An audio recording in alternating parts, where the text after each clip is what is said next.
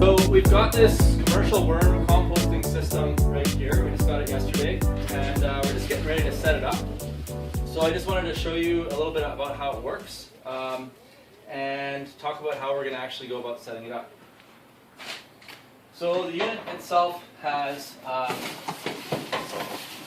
grid in the bottom, and it's got this nifty little blade right here.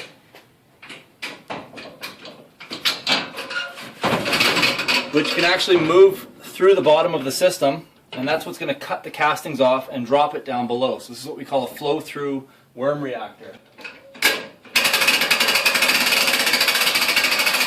So what we've done is we've put some cardboard down to initially get this thing set up. We're going to wet it down, but I want to talk just a little bit about worms and specifically about worm eggs.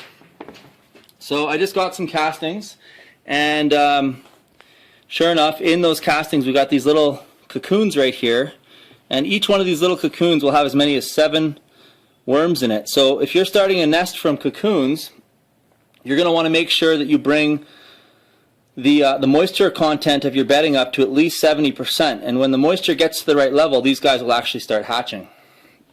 So what we're going to do to set this system up is we're going to put our hose on shower mode, actually mist mode, and we're just going to wet this cardboard down.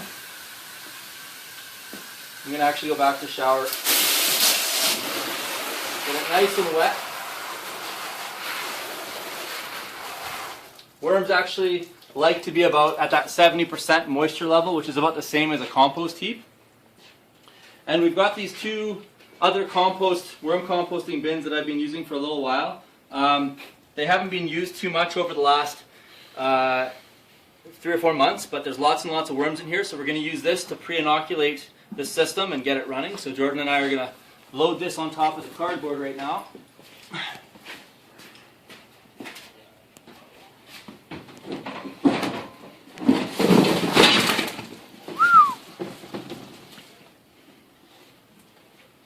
So these castings actually look like they're a little bit dry, but there's lots and lots of worms in here. Oh, see all these white guys here? These are baby worms. So you can see there's an enormous population just ready to go here.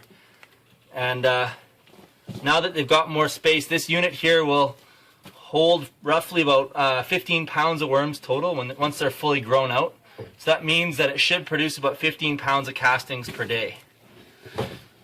So once the material's in, then we're going to take a layer of paper in here, and we're just going to literally make them some bedding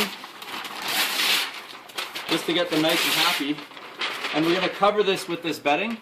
And eventually, the next kind of stage for this system is we're actually going to get a garburator, and we're going to run all of our food through a garburator, and we're going to mix it with 50% carbon or paper like this, and we're going to actually put the worm food out on little windrows across it, about 1 inch high, 2 inches in diameter, and we're going to try and always keep the feed in the worm system down to 3 days of food maximum.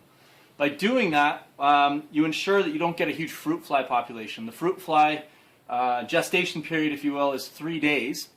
And so if you always feed them just a little bit less than 3 days at a time, then you won't have a fruit fly issue.